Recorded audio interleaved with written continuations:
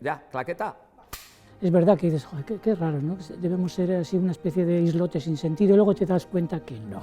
¿no? Y la suma de todos esos islotes nos hicieron la isla que fue Esquena, ¿no? Yo soy nuevo en Esquena y siempre he sido un outsider, la verdad. De repente sí que me doy cuenta que bueno, que al final hay como unas barreras que uno se crea, que realmente lo que te encuentras es un grupo de gente trabajando por el sector. Eta Eskenari zuzendu gaitu, bai persona bezala, bai enpresa bezala. Niretzat Eskena bidelagun bat izan da. Momentu gogorrenetan, jende talde bat ezagutu aurrera egiteko.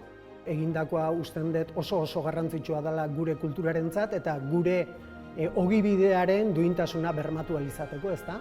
Al curro que nos ha dado Esquena, a las etxekolanas. Zenbat hitz egiten duzuen, eta zelan inoiz ez ditugu asambladako gai ordenak betetzen. Pues Esquena para mí es una gran compañía de teatro. De juventud de Vino Tesoro. La Gazte Compañía de Pabellón 6 está en Esquena porque es una forma de que esté arropada con todo el entorno profesional. Aurrera pausok emate, baina pixka galduta, eta orduan bai, netzako Esquena bada timoi hori, o sea, ese timón. O sea que sigamos peleando por otros 30 años de Esquena. Hay 30 años más, Agurtxane, por favor, que ya tengo una edad. Haupa antzerkia eta haupa euskara. Haupa euskarazko antzerkia.